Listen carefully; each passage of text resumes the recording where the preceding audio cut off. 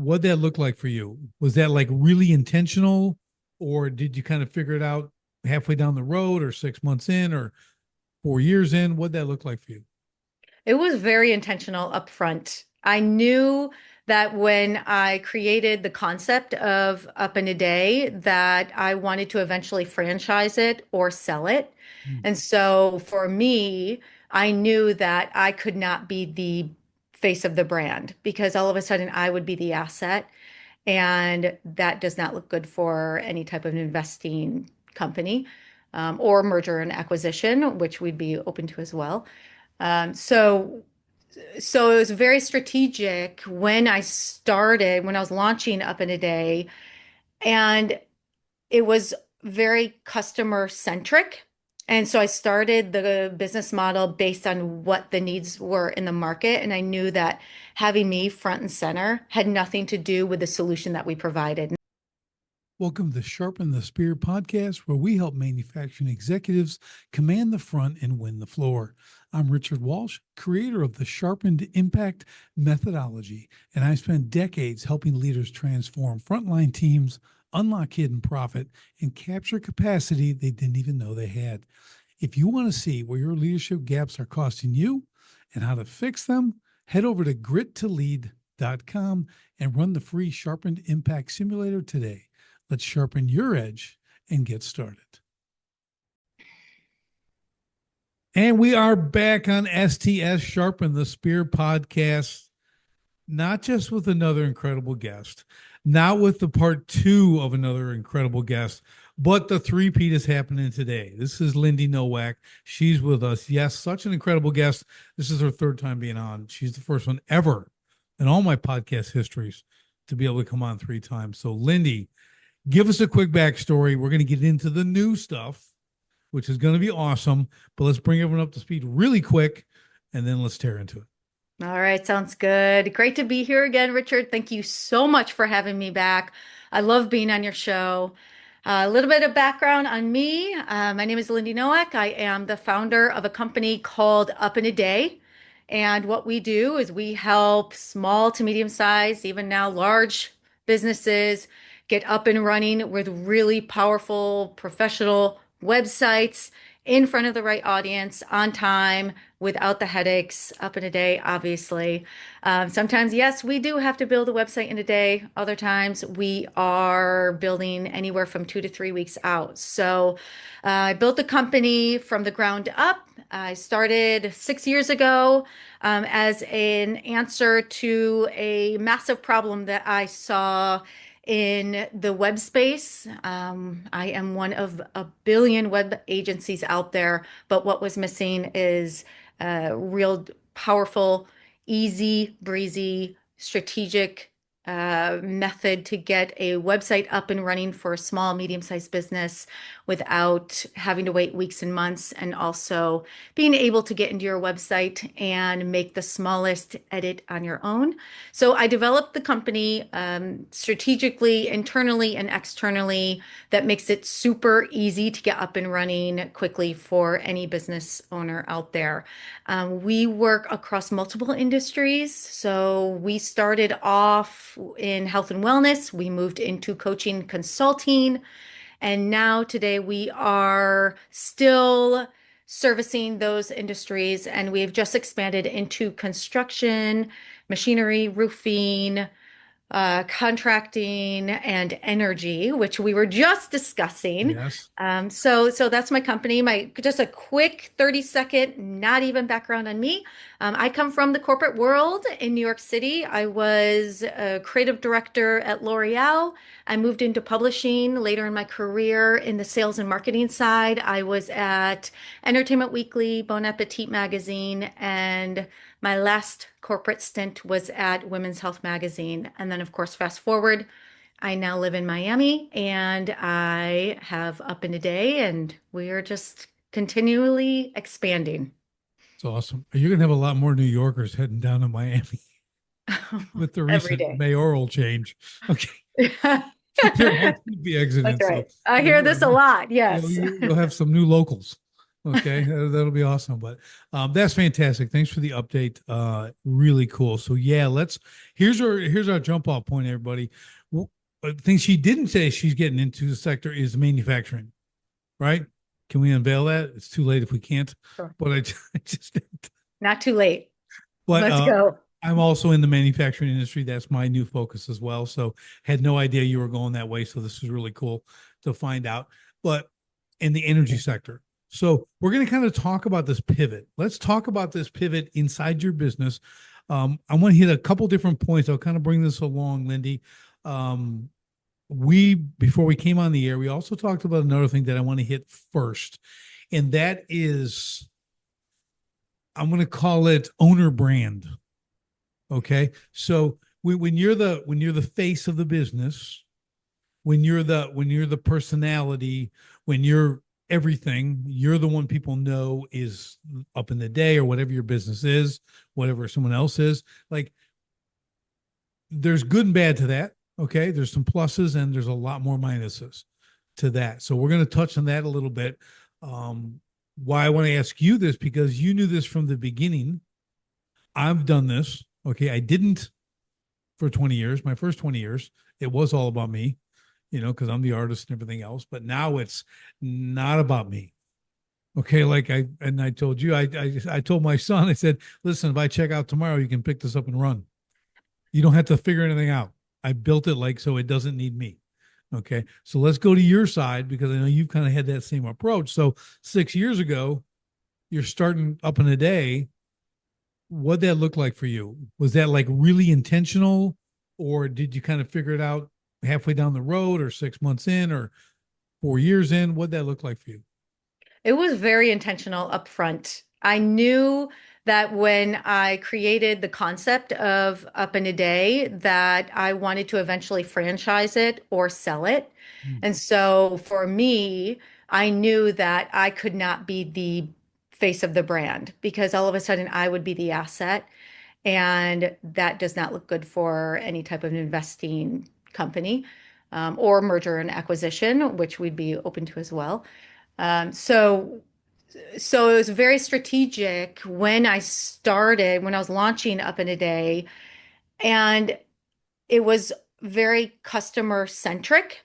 And so I started the business model based on what the needs were in the market. And I knew that having me front and center had nothing to do with the solution that we provided. And that was really helpful when we were discussing and planning out how to go to market, because that dictated the basically the marketing budget it behind creating the brand and all of the brand elements, the messaging, the tone, where we were going, who we were targeting to start.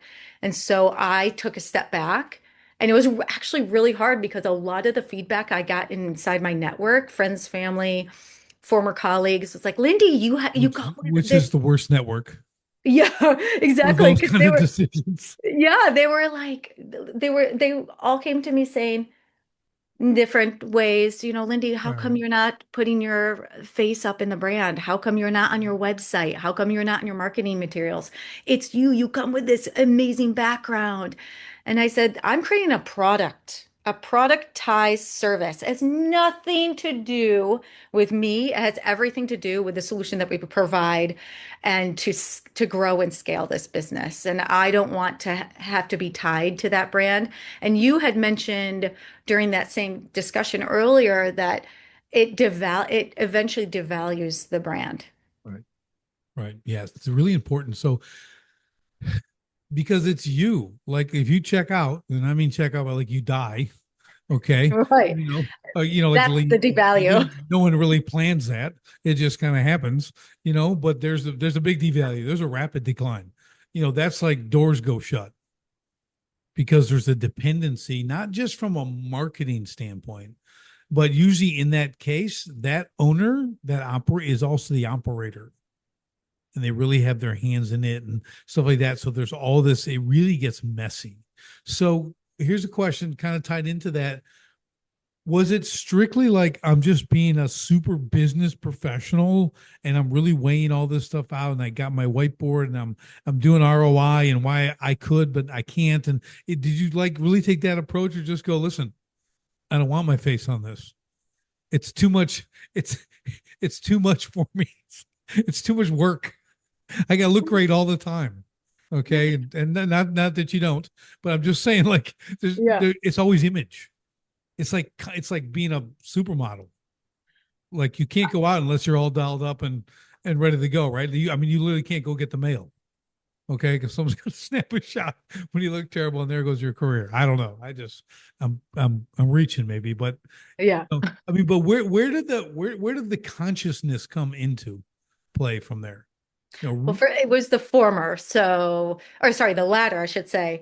And I'll be a little vulnerable here. It's also a little bit of imposter syndrome as well. I didn't know if the brand would take off, and I didn't know if I was the right person to do that. I wanted to build a team, and I wanted the team to be very part of the growth of Up in a Day, and it really was like a split decision. I knew when I created Up in a Day that it's just not in my personality to be the brand for this type of product or service. And it was that, and also knowing what the product was and who we were servicing, that I Mhm. don't think my face, people would care.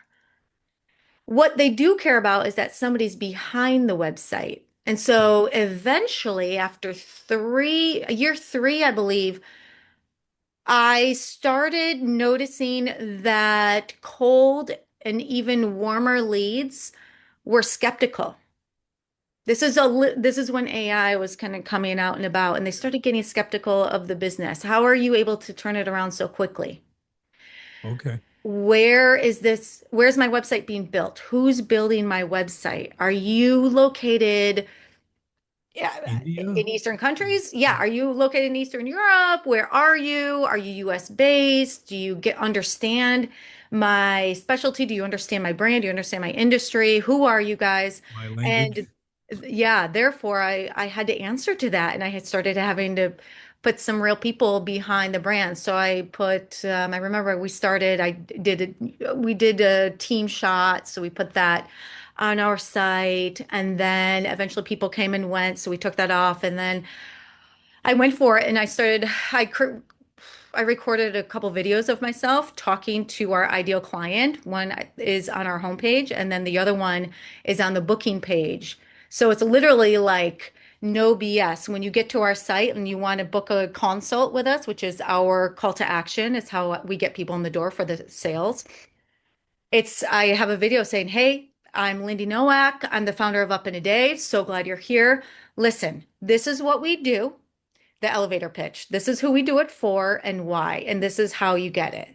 So that helps with conversion rates. And I still take a step back. I'm not in the forefront of the brand, but I do think it was important for us to start converting website visitors Right. properly, the right website visitors that can actually, afford our service at the price Right. point, by placing a video of me up there, just having a friendly chat with them. So this is important. Okay. Here's the distinction. That's not face of the brand. Right. Okay. That's called owner, operator, CEO, whatever you want. Like that's instructional.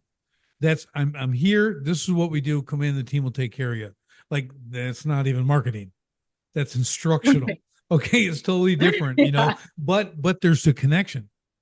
Okay, so I still think in a sense, like whether it's your team or someone, you have to have people. You have to connect to people. You're all tech business, but it's people.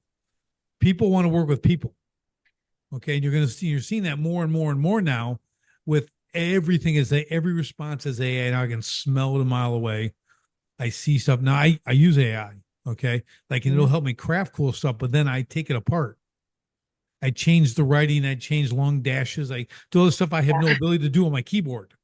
Okay, how am I going to write like that? I can't write like that. They know it's not. You know what I mean? So little things like that. But then I change it and I mix it, and then I'm like, okay, I get the gist of it. It's fast. It's done. It's way easier to edit than create. Just saying. Okay. If it can create something good, then go and add a little bit. You just knocked off like 2 hours. Okay. On a three email sequence. At least I would, you know. So, but you still need that human connection. I do real selective reach outs on things and stuff like that, whether it's LinkedIn or whatever. And I am me and I'm not pitching ever. I mean, that LinkedIn alone drives me insane because it's all automated. Okay. I mean, I'm using it. I like it. I get it. But you make a connection with someone, it's an instant pitch. Hmm. I mean, they're pitching you. It's like, who would do that? Like, who would come up to you and I just met you, Lindy. We've known each other for 8 seconds, and I'm telling you about all I do, and you're interested in doing a call? You know what I mean? You want to go on a date? Right. Like I just Yeah, bumped into exactly. you. Hey, follow me. We're going to lunch. You know what I mean? Like what? I mean, it's that stupid, Oh, right? I actually got an email this morning, a spam email saying, "Hey, Lindy, want to do lunch?" Yeah, sign me up. Let's go. I'm sure you're great. Let's be What have friends. you been doing lately? I get these texts. Like, what? I just delete them. Like, what do you mean? What do you mean? What am I? Who are you? I don't know you. Like, it's just it. But emails are even worse. That's why you think Yeah. the you're seeing a shift too. And I've definitely shifted from cold emails. Like, I'm done. I don't spend a cent on them. I don't entertain them. I don't talk to them. I unsubscribe. I do all the things. If you're bitching at somebody, just get rid of you. Just leave my life. Okay. Don't waste.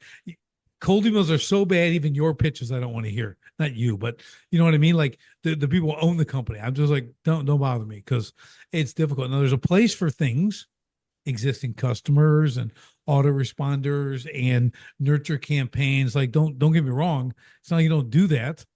I was with a client the other day and he's got 7,000 customers and has 90,000 interested customers who have been to the site, done all this stuff, 90,000 that they don't do anything with.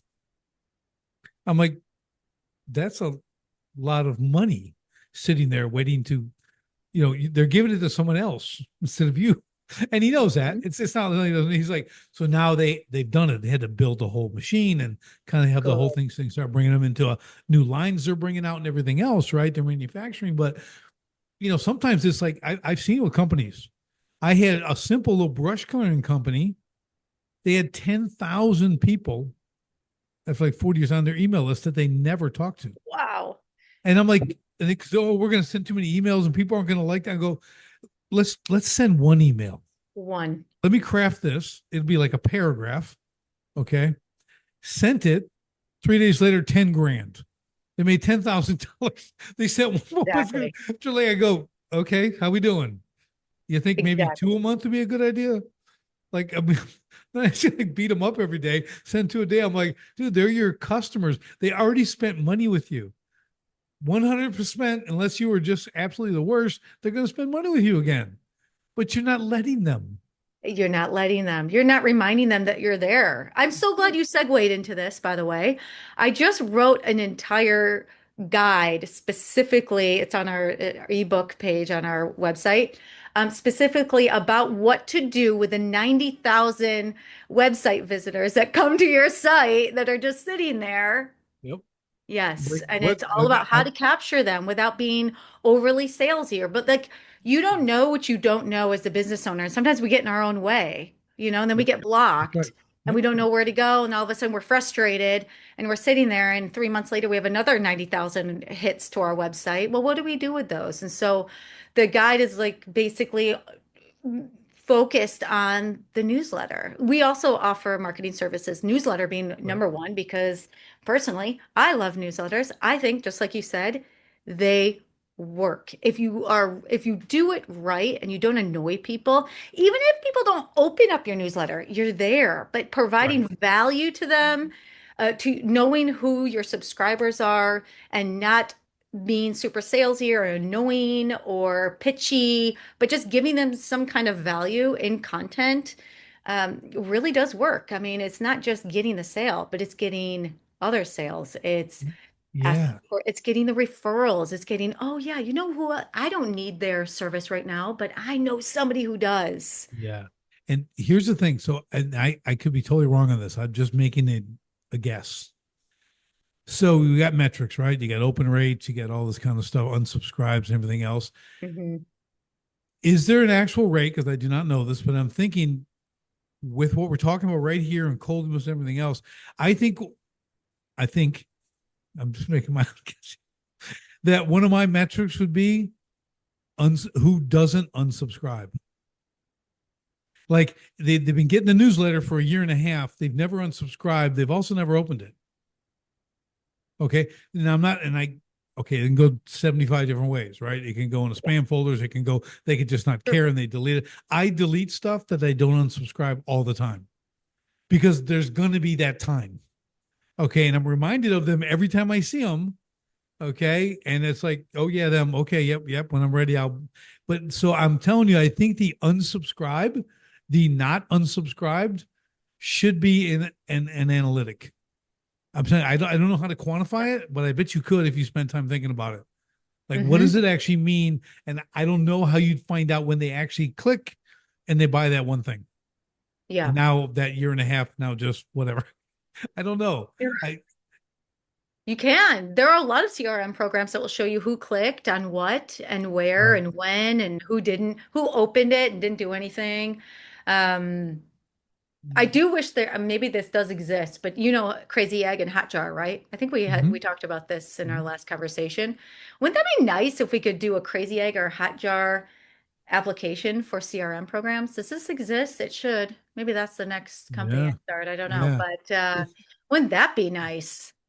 Yeah. I think data is amazing. Okay. Yes. My new business is, I mentioned 85% tech, 85% data, all this stuff. It's a huge thing, but it's critical that data helps us make decisions.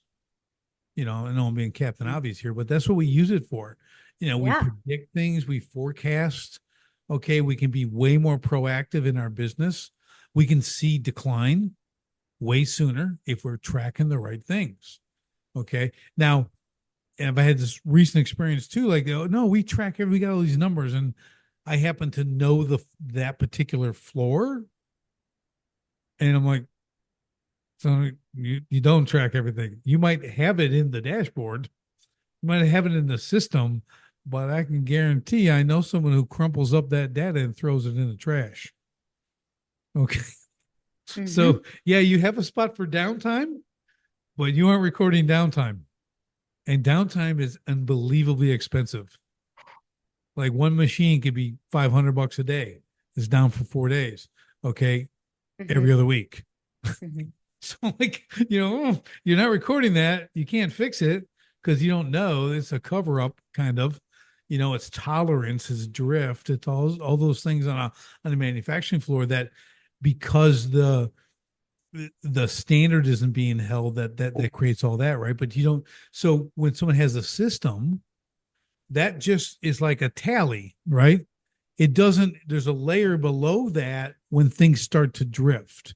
So if you look at your company, even, right, you can see numbers and you have analytics and you're like, oh, this, and this. But if you're in around your team, you'll start to see different attitudes, what I call negotiation on the work that needs to be done. They're negotiating with you.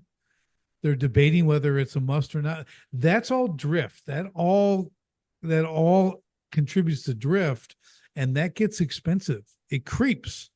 So before you see it on the board, before you see it in the dollars, even the P&L, that's already happening. That's right.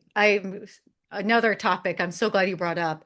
For us, 2026, we were talking about how we are pivoting, but part of our pivot was based on looking at the analytics and numbers. And I admit that I was lazy with our books in 2025 because I had a bookkeeper who is not doing a great job. Let's just say that. And that's like being nice. And I'd complain and I'd say stuff, and I'm like, oh, okay, well, this doesn't look right on the P&L and the balance sheet. The balance sheet is what I need. Where's the balance sheet? Okay, I'm looking at the balance sheet. That's not right. All of our contractors are actually in this category, and you have them under a website category, whatever it is. Jan 1. I'll take care of it from here. And I literally had to put hours and hours. And I'm so glad I did because it gives you control and a full understanding of where you are at for the beginning of the year. Even if it's a quarter, you're starting Q3, to sit back and spend the hours and the time as business owners to get our numbers straight and look at the balance sheet, but to actually run the numbers again. Like, Right. even if you have a really good bookkeeper, understand how is the bookkeeper running your numbers? Look into the nitty gritty, put it on an Excel doc, whatever you're using, and then you look for yourself and you make the decision, does this look right to me? And then you bring it into your analytics. Okay, now that I have a full understanding of where the revenue's coming in, where are we losing? Now we start to look at your talent. Where is the talent not spending the right time? Or Right. not spending any time or spending too much time. And then let's look at the numbers. Let's look at the websites, the marketing. Where are we allocating our budget? And it's like you said, it's the machine on the floor that's been sitting there for Right. 4 days. What is the real cost of that? And it gets really intricate and it adds up really fast. Yeah, and it doesn't correct itself. It just keeps going, and again, people get to the point where it's finally on the books and they see it. It's way down the road. So we've discovered it, in certain situations in a lot of these manufacturing companies, it's millions of dollars. Millions. Okay. And they have top automation and all that stuff. Okay. But you've got to understand where the missing layer here. Human capital is a big deal.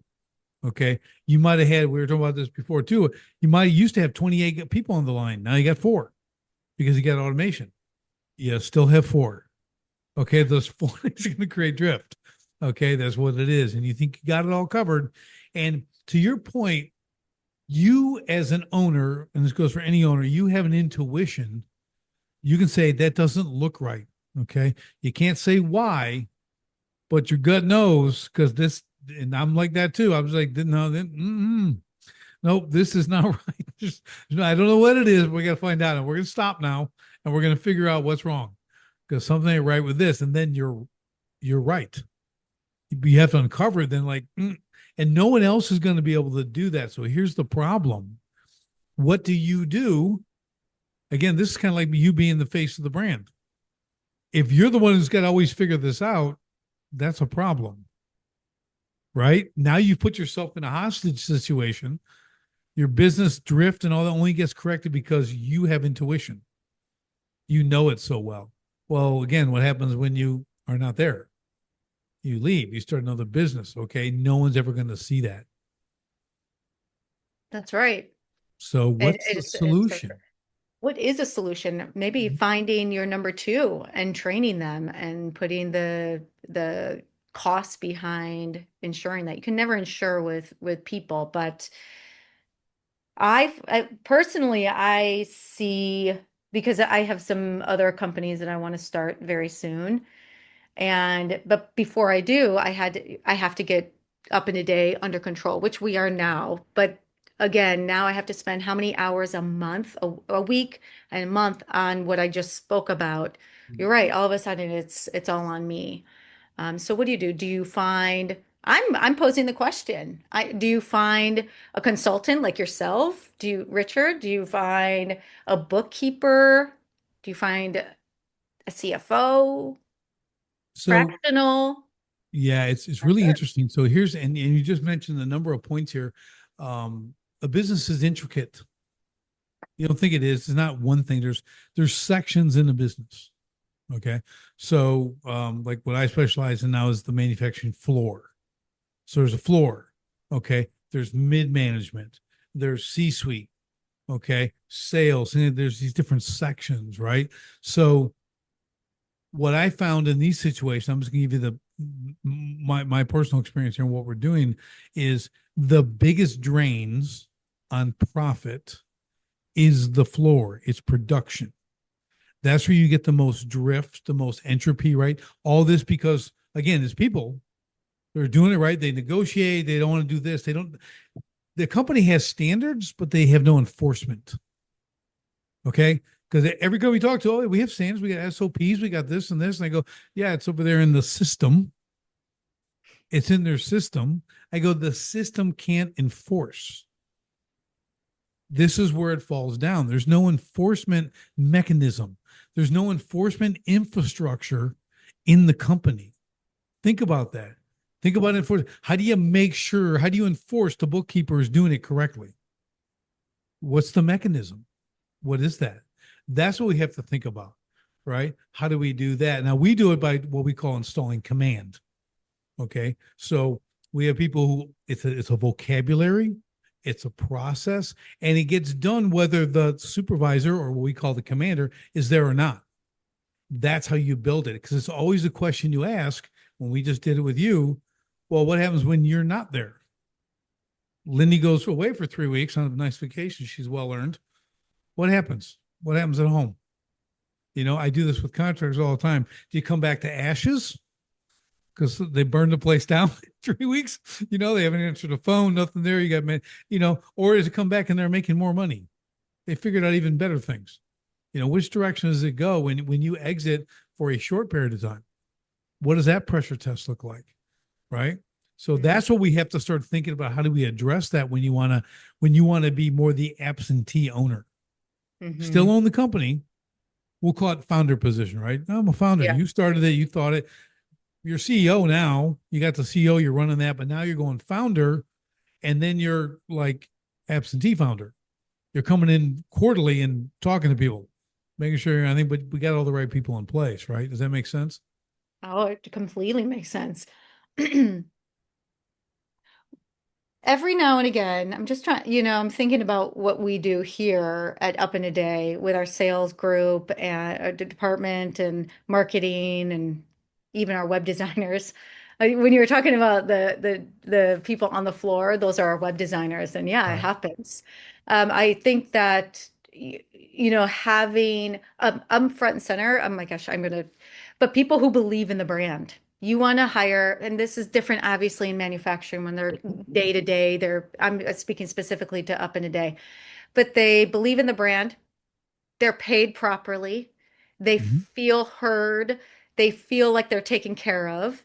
And so they come to work every day ready to go. Maybe then not every day they're in a great mood, but we're all working towards a larger goal. Well, what is that goal? Well, being very transparent with where we need to be revenue wise. How do we get there? What are incentives that I can give my team in order to get us there? What are the what are the measurements that they can track on their own that when I'm in Hawaii, don't have to look inside a sauna and look at everybody's day report? Like can they feel like they're being accountable to themselves?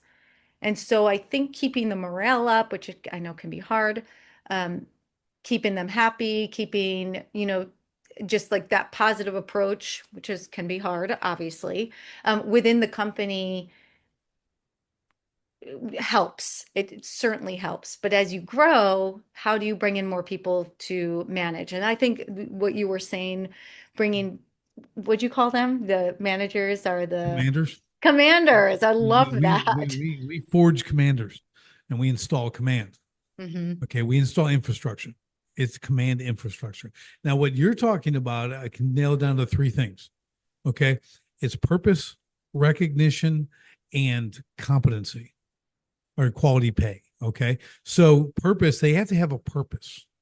If they don't understand the purpose of whatever aspect in their company they're doing, they're going to drift because they don't know why they're there. No one wants to work without purpose. They'll job hop until someone tells them, hey, I actually have a purpose. The recognition is not a lot. Pat on the back here, public recognition, private, bonus structure, whatever that is, right? They want to know. They also want to know if they're doing a bad job. They actually want to know. And if you correct them, they get back on track. That's a beautiful thing. Quality pay sounds obvious, but yeah, they want to be paid well. But it's third on the list. Okay, purpose is number one, recognition number two, quality pay. Because if it was always about money, they go down the road for $1 an hour. Okay, and they just leave. They don't care because it's just money. So there'd be no loyalty at all. But until you get those first two, if you don't get the purpose, you don't get the recognition as a built-in process of an operational system, a mechanism in your company, no one's going to stay. They're going to drift out. They're going to not understand what they're there for. What does success look like on the day, the week, the month, the quarter, the year? People need to know how to win. Show me someone that doesn't want to win.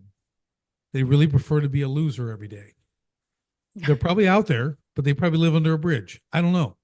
But I'm just saying, like, I know it's going to work when they want to win. Okay, they want to win. So, and what do we as owners want to be around? Winners. Okay, where that's all we want. We want people who are achieving, right? So I think we have to understand those three things for one. Now, to go back like to the floor, here's the thing with it, because you'll hear leadership training, you'll have all this stuff, right? They'll do all that, but it never sticks. Right.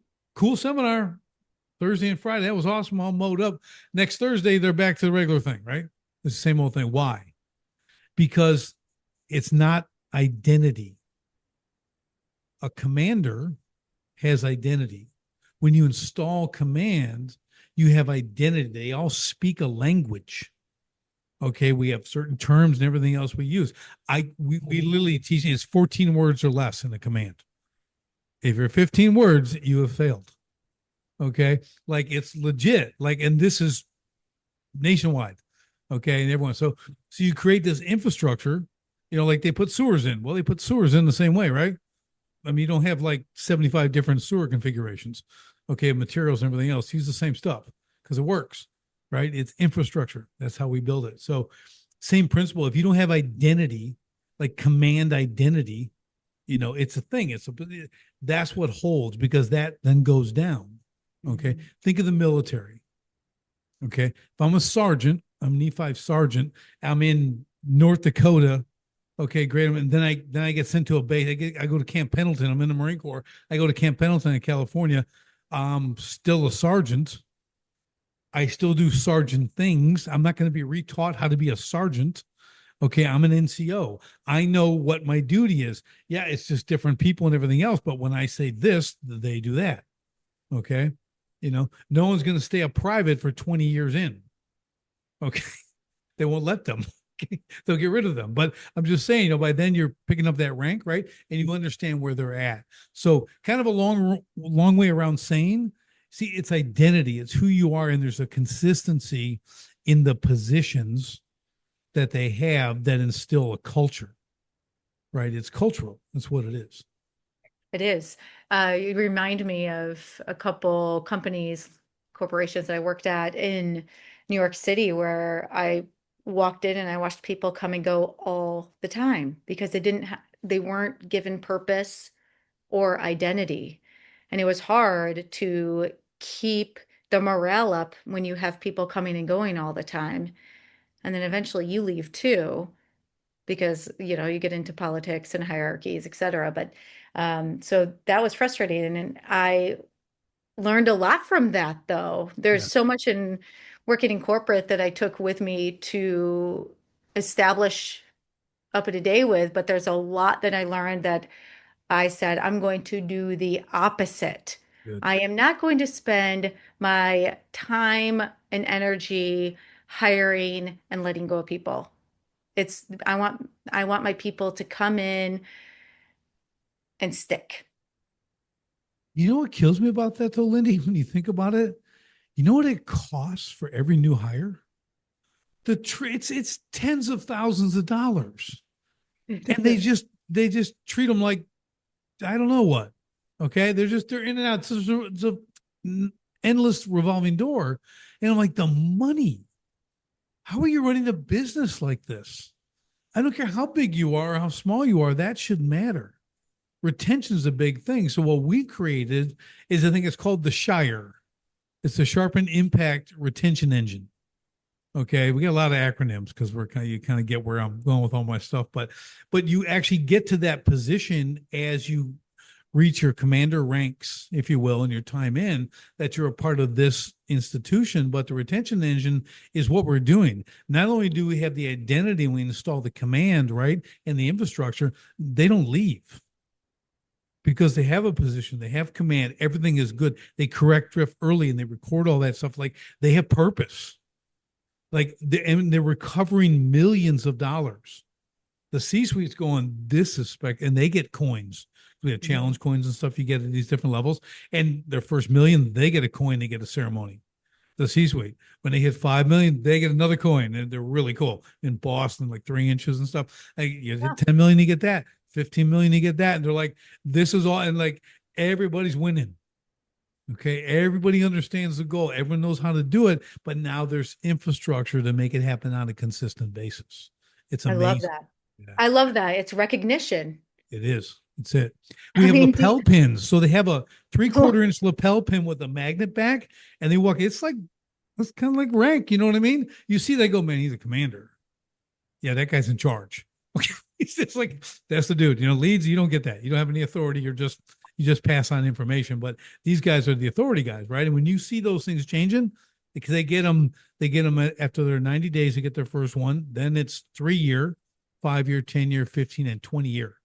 All these are designed, built out. So when you see that thing changing, those guys got time in. It's like when you see a sergeant major in the Marine Corps or whatever. It's like, ooh, respect. That's mhm. 25 years of work. It's like that's a rank that you're at the top. You know what I mean? So it gives them that purpose also, that authority they have. And like I said, they can start to train apprentices. They do that inside, then we do the governance aspect and the award, the certification. But see how that starts to operate, and that creates a culture, and it's not based on one personality, because a lot of our businesses are personality driven, right? When this guy's on, man, things get done. When he's not on, nothing gets done, right? Of course. Have you ever worked for a company where somebody comes and trains you? You're like, yeah, uh-huh. And who are you? Yeah, right, Yeah. whatever. I love this. It's like a military model that you've developed Yeah. because there's respect there. There's like, okay, this person has obviously gone through the ranks and done everything that they need to do. And there's like that level of respect that comes innately. It's Yeah. amazing. Yeah. And you could pull things from it, but I'm not saying it works in every business, every section of the business. But you have places that are conducive to this kind of infrastructure, right? This implementation of what they do, because they're producing a similar thing. I mean, they're producing a product, or whatever that looks like. They have to do this, right? There's steps, there's quality, there's all that, right? Control the quality, CTQs. You got to do all that kind of stuff. A lot of things they understand. And again, I'm saying this, we're able to now predict this drift before it shows up in dashboards and stuff like that, and when everyone I talk to, any operations guy in this, they know this. When I ask them, well, when does it really start? They can't, they know it, but they don't know it. They can't define it, but like they can see it. And when I tell them, like, yeah, you're right, but they don't have a correction method. They don't know how to fix it at that early stage. That's the problem. But when the red light's beeping, showing there's this, okay, now we got to, find out what was wrong. You did this, and it's all backtracking now, right? Mhm. So if drift just begins and you can correct it, you're always on point, and that's where you start to gather that additional profit. Yeah, I love that. I love that. And I'm thinking myself as a business owner, you and I are talking about what I love about this conversation is we're talking about the issues that arise, which are Right. obvious, but Mhm. we're also talking about the real technical ways that how to approach it and how to fix it. And one of the terms I'm thinking of off the top of my head is it just takes doing because it's easy. Okay, yeah, well, I'll handle it tomorrow. Okay, yeah, we'll handle it tomorrow. And we have this huge like That's to-do drift. list. Yes, That's and then drift, right? you are It's drifting it's as the tolerance. business It's owner. Yep. It's tolerance, negotiation, and debate. You just like have to shut off and focus on that one thing and get it done. And it's amazing. It's miraculous what comes out of that because all of a sudden you're empowered to want your team and your business to be better. It's really Well, it's amazing. like I say, okay, tomorrow morning's Thursday at 0600. I need the line fired up. Oh man, it's going to be hard at 0600. That's the response. That's the commander's response. 0600. And you just be quiet and you look at them. And you know what they do? Okay. And they and they go, tomorrow 0600 lines fired up. And they're doing it. I'm like, it's kind of magic. No one's ever tried it unless you've been in the military. It's amazing when you just say one thing and And be stop. quiet. Yes, be quiet. That's one of the first things we teach, when we're like working with guys, is silence is power. Silence is power. Like I can be a little intimidating, just my size and my bald head and everything else. And when I'm not saying something, but I'm looking at you the right way, there's power in that. Okay. You're going to go, okay. And you're just going to back up slowly. Yeah, Okay. that's Things are about to happen. it's also a wonderful tactic for sales too, a sales call. Oh, yeah. Yeah. Yeah. Go This is for the it. old saying, the first one to talk loses. You know what I mean? It's like that's this was that. When you ask for the sale, you just be quiet. And the first one to say something better be your potential customer. Okay. Because they're going to say and whatever, and then you're just going to address that. Yeah. So you're right. But it is a technique, right? It's one of those techniques you learn. And once it's established, it's like all of a sudden that gets accepted very, very quickly. Okay. I was talking with a gentleman this morning. He's in the army. Great dude, super leader, man. He's going to be working for me. I'm gonna start him part time, and then he's gonna be retiring soon. I'm like, yeah. So, but I was saying, I go, dude, I just tell him, I go, it's yellow footprints. You know what the yellow footprints are? When you get to, well, at least Marine Corps, when you get to basic, you get off that bus, you grab your sea bag, and there's all these yellow footprints at a 45-degree angle. You stand on them and let hell begin. Okay, so you got 150 guys stand on these yellow footprints and stand. Then it begins. The screaming, the you take each piece out, you hold it up, they do all that, then you go and get your head shaved, then you go in there, and then you got 2 days straight of just never sleeping and going through. You think you've been over 100 miles and you've been in one building, but it seems like you've traveled across the whole base. Anyways, cool experience. If you haven't done it, well, you're not gonna. But it's that point, right? It's that like that's how we establish it, right? It's silence. When we begin the first course in our 90-day sprint when we're installing command, it begins with silence. The facilitator is just looking. And we're on Zoom, right? So you got all these people on Zoom in a room and he's not saying a thing. And it's just quiet. Pretty soon the room gets really, really quiet. Everyone's talking, all of a sudden I'm just, and then we begin. And we tell them what's going to happen. This is what it is. It's the yellow footprints. It's like you're going to do this. You're not going to talk like this. You're not going to do this. We teach exactly what we do. So you're going to learn. I don't want long answers. I don't want this. We really set a precedent out of the gate, and then they're constantly corrected. Here's a cool little thing we do too. Just giving you a thing for when people are building systems. If someone is 10 minutes late to the Zoom call, we do a 2-hour virtual training. They get an email. You know what the email says? This is not punitive. It's just recognition that you were 10 minutes late to the course, and this will be in your permanent record. And it's just it goes in the system, like, because every week you have to earn. You don't graduate by attendance. You earn it every week. You have homework on the floor. You have to upload it. You have to participate in the class. No stone is left unturned. No one gets to hide in the back. It's super intense. It's really cool. And they go do this stuff on the floor. It's like I said, we're installing infrastructure, right? We're creating an identity in these people, and that's why it sticks. Seminars not going to do it, right? So I think it's fun. I think it's fun too. It's really interesting you bring that up. And I want to piggyback on that and kind of change the subject away from up in a day and to let you know there's something that you don't know about me, Richard, Here which we is go. I have my six-pack captain's license. And after I left L'Oreal, I decided to take a hiatus from New York and the crazy hustle and bustle. This was when I was 30 years old. And it was also 2008. Okay, now everybody knows my age. Um, so I decided to move to Brazil with my hard-earned savings and a backpack. But before I left, I decided I was going to move to Key West to spend some time with my sister and brother who are living there. And my sister's boyfriend at the time was running a fleet of 60-foot catamarans. And these catamarans would take cruise shippers out to 7 miles out into the ocean and drop them off in the middle of a coral reef system. And they would do 3 trips a day. And I walk in my first day as a mate. These boats, by the way, would take 120 people per trip. And I walked in at 9:05 when everybody was supposed to be there at 9 o'clock.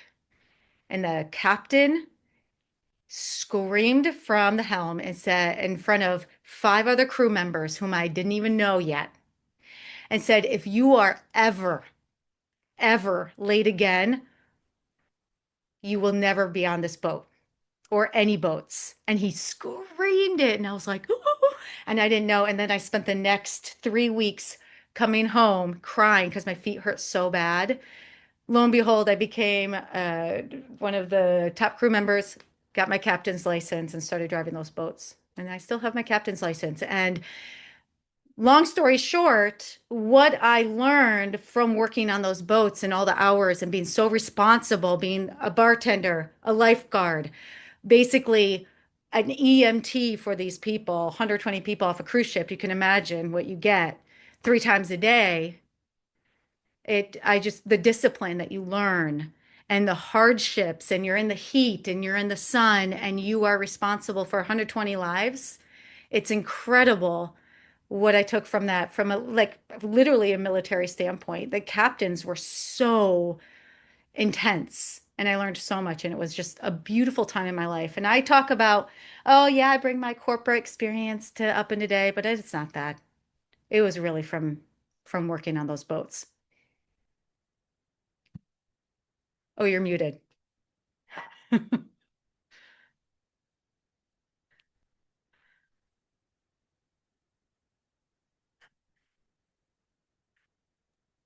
Is that better? Okay, there you are.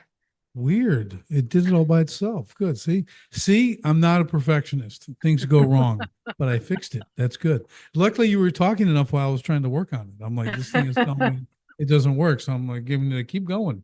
Okay. No, I think that's awesome. And I'm with you. I totally concur that captaining, captaining, I think I just made that up. But being a captain of a ship like that, I mean, it's a catamaran. You get 120, that's high responsibility. I mean, yeah, you could ruin 120 lives. Hmm. You know what I mean? Like, that's wild. That's really cool. But I knew there was something about you that wasn't just L'Oreal and Bon Appetit. Okay. Yeah. I'm like, I'm okay. And it took 3 episodes to get it out, but this is good. This is good. We're making real progress now. Very cool. So here's the thing with that, like, to your whole point, like, do you understand the level of respect for that? Like, you do, right? You respect those captains. You're one. People now who in the know, those in the know will know that you have a level of respect in business, not because you're graded up in a day. It's who you are, Hmm. identity. See the difference? And that hardening from that captain experience never leaves you. People are gonna like, I'm like, well, I'm 60. People see me like, dude, Marine. And I'm like, dude, I've been out for like 40 years. Okay, like, what do you, yeah, yes, but but they whatever that is, it's not you in the army, you military. There's like a Marine, I don't know what it is. My son now was in, he gets it, but like, but it's just an odd thing. I mean, I try to stay fit and I to hold myself right and everything else, but it's very interesting, that our experiences, the tried, the most difficult things, anything that involves suffering and Yeah. extreme suffering is the best things you can do for your life. Would you agree? I completely agree. Yeah, I'm thinking about how I run my business now and how I speak to my employees. And I speak to them as a captain. This is actually, I'm just realizing a lot of this now. It wasn't just because I managed a bunch of teams in my past life, but also what I brought from being a captain, because you are responsible for all of these people's lives. You really are. You're responsible for their salaries and their families and their homes, and you want them to succeed and empower them and bring, you want to bring a discipline so that they respect you, but that respect should also come with a little bit of positivity too, because you want them to want to perform. Right. Yeah. I mean, there's a thing to it, right? But it has to begin with respect. Okay. If they don't respect you, then you're done. You're done. And it just and there's a lot to it. Okay. And there's not one way, obviously, but everything else. But something we do as we bring in facilitators, teach. I mean, I do almost 99% military, post military, right? That's who's in my company, right? That's who's delivering this. They're delivering the message, they're delivering all this stuff. So that's who we do. It's who runs the company. Okay. I mean, it's kind of weird, I know, but it's like it's in total alignment. But there's respect to that. But I also require you got to stay fit.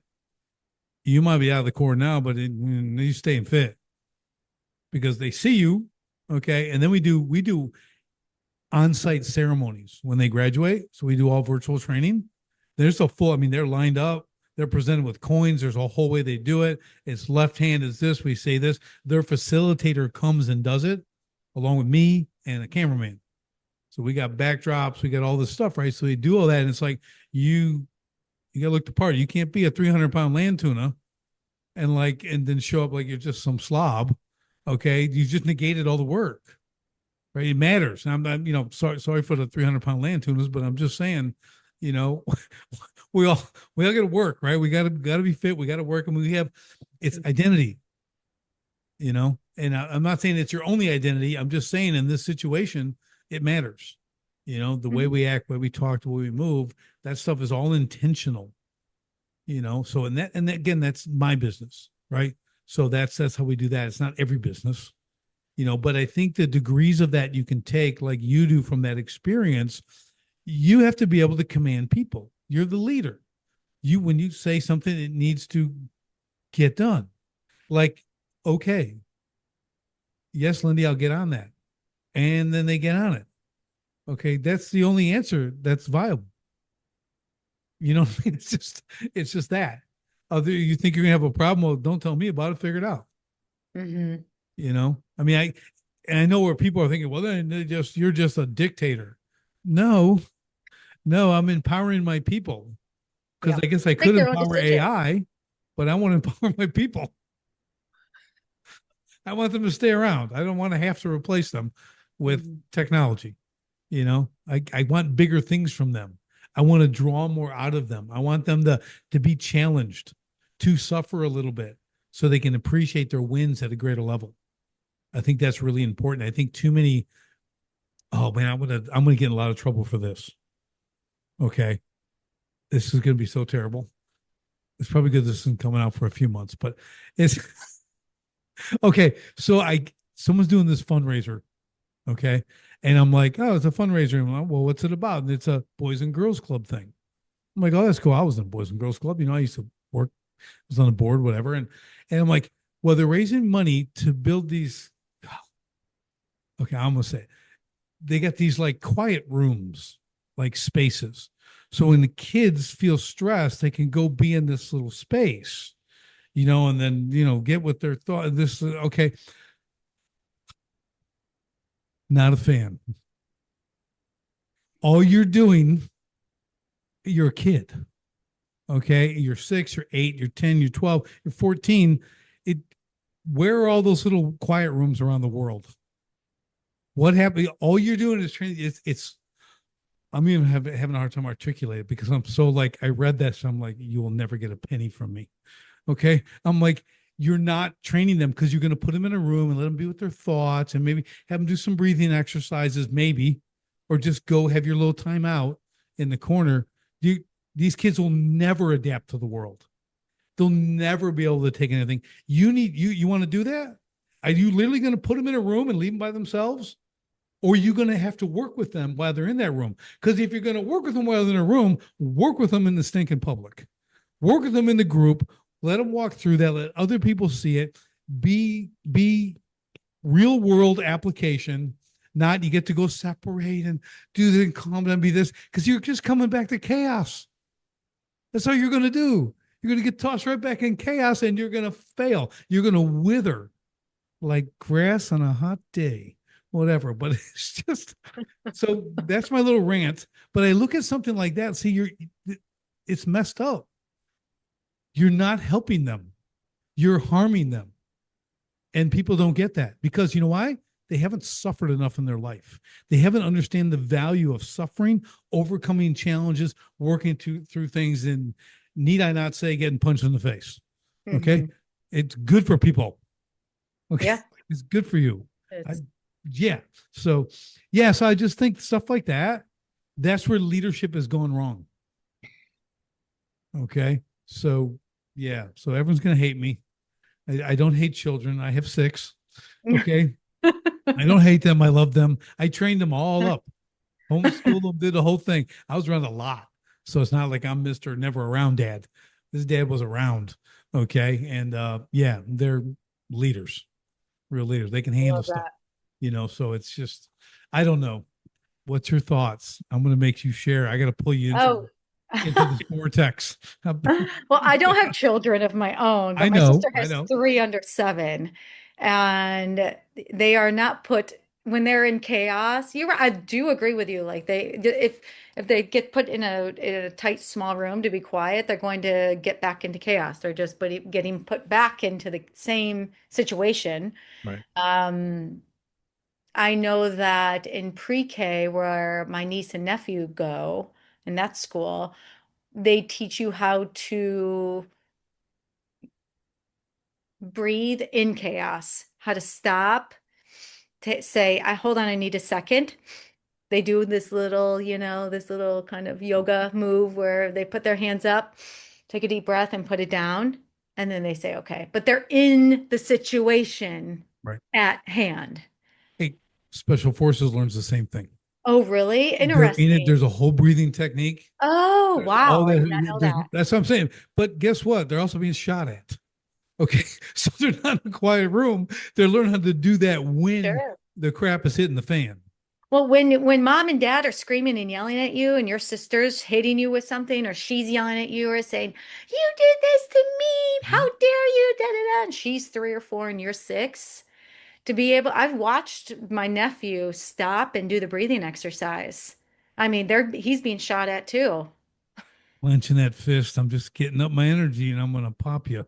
No, it's just, but it is So that. that's It's that. my 2 cents. It's yeah. And that, but see, it matters.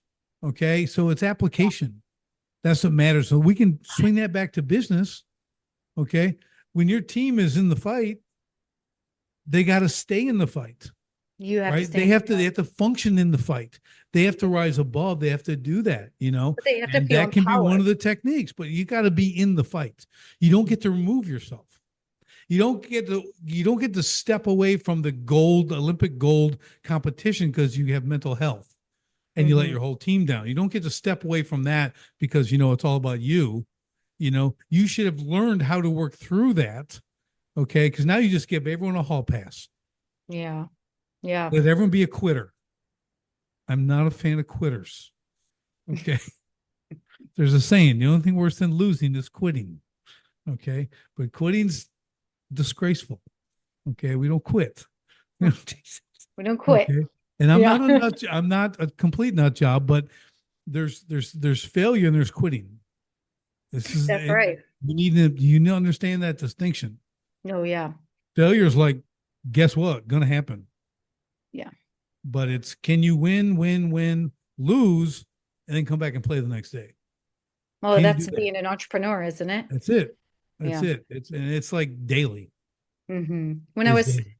when I was 15, my sister dragged me along to an Outward Bound. Do you know what that is? Uh-huh. Yeah. Okay.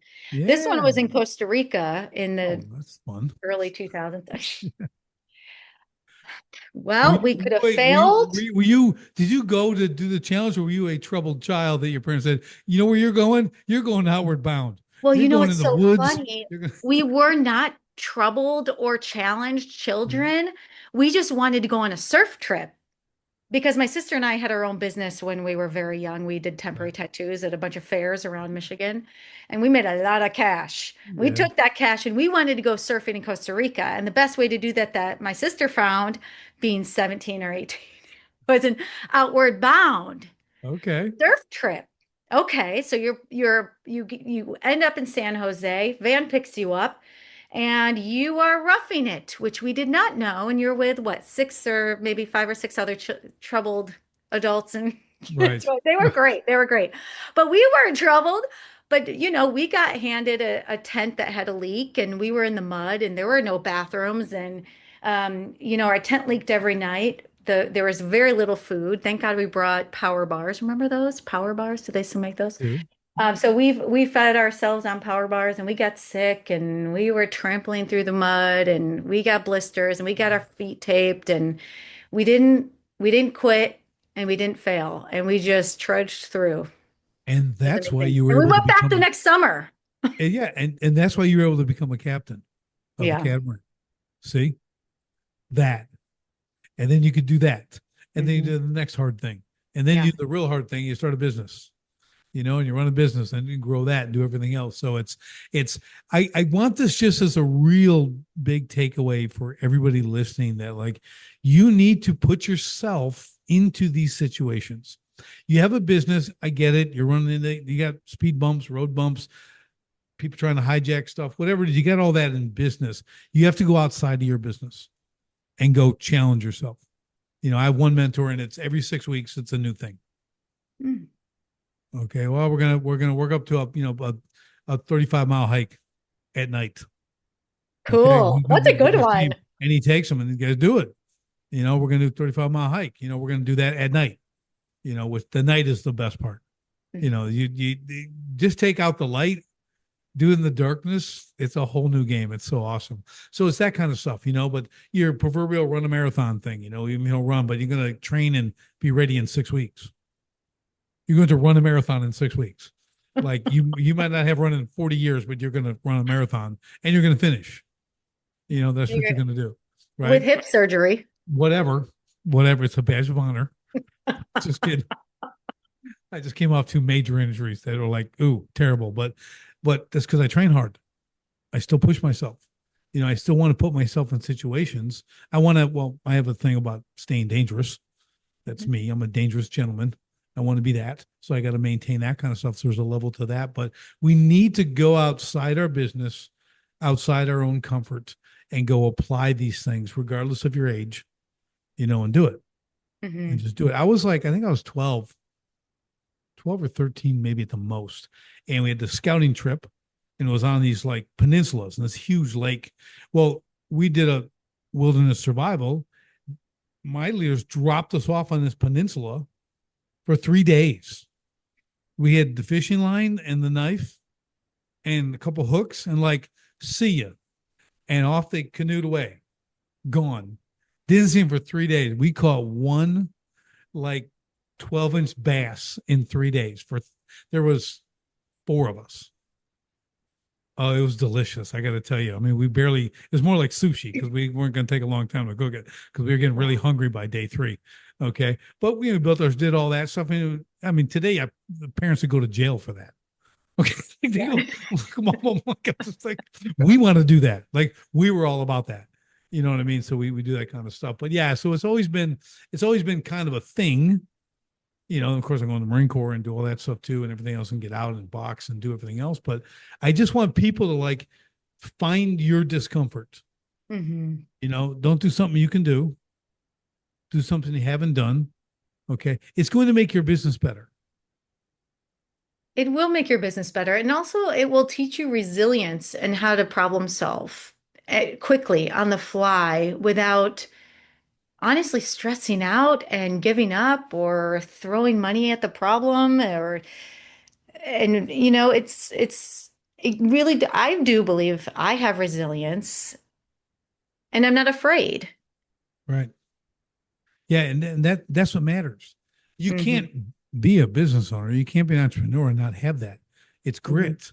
You got to have it. When you look at, we You may have do. mentioned this in the other shows, but Angela Duckworth wrote Grit, right? She's a researcher and went to West Point and interviewed all these West Pointers. Okay, so these are pretty elite guys, right? They're great grades. They got their athletes, and she found it wasn't the best athletes. It wasn't the smartest kids. It was the ones with the highest level of grit, the ones who don't quit, the ones that persevere. Then she looked at all the greats in history. Same thing. It was also like grit is the number one thing. It's not intelligence, it's not schooling, it's not athletic prowess. It is grit, Hmm. which just comes to my saying, not mine, but one I use. It's not the size of the dog in the fight. It's the size of the fight in the dog, right? Yeah, right. Nice. I That's like what that. it is. Like if you and I, people say, I'll kill you, but you might gouge my eyes out before I even get a chance to blink. Okay. Cause you got some fight. Okay. Then I'm going to have to be swinging blind because I don't have any eyes. Okay. So, but it could happen. Just saying, so I always teach my kids, you don't mess with anybody because you don't know what they know. Right. No one knows what I No, know. no. So Right. just leave me alone. I said, but if someone does start it, I am a big finisher. I really like to finish things. So I will Mhm. finish you because that's what you're asking for. But yeah, Yeah. no, it's kind of wild. But I think just this whole conversation, Lindy's been great. And it really is the suffering component, the diligence, the perseverance, that challenging yourself, understanding also in your business the need to pivot, to be alert of economies, of how your team is performing. We talked about drift, entropy, all that. Really cool. We really got to share kind of both sides of the fence here. Is really cool. But we need to start to think about these things and see where they fit. See where they fit in our business, maybe in our personal lives. Where is all this stuff? Where is it? How do we live in that realm? Because that's how you're going to have continuous improvement. Wouldn't you agree? Absolutely.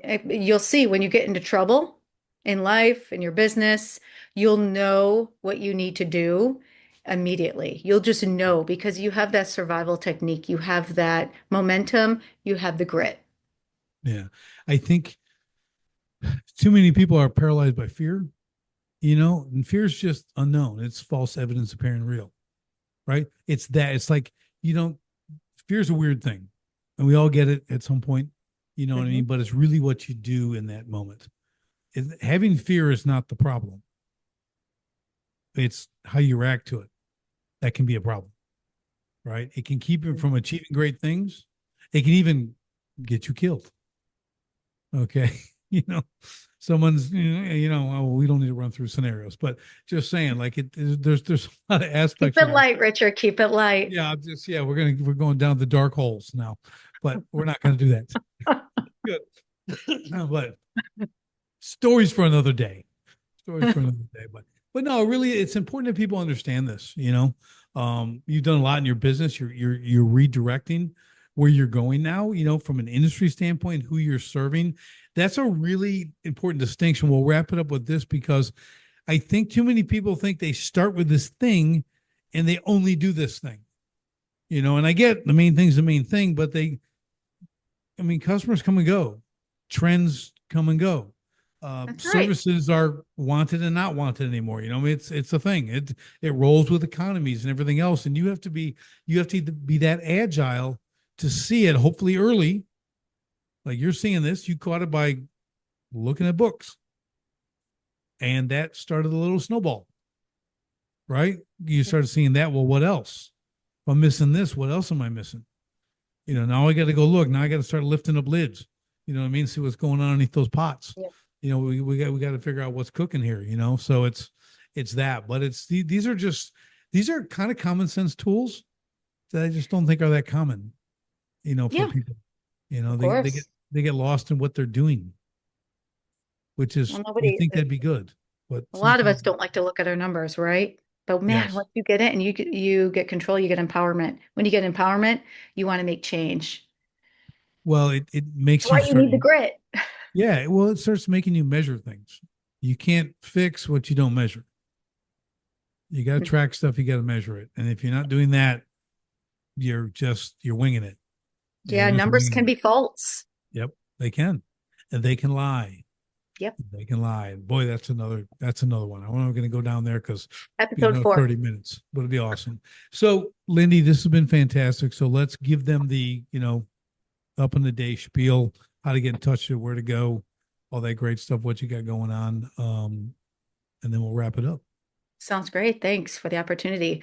You can find us at upinaday.co.co. You can find me on LinkedIn. Please connect with me, it's Lindy-Nowak after LinkedIn. You can find Up in a Day there too. And you can check out our ebooks and guides and freebie downloads on our site slash ebooks.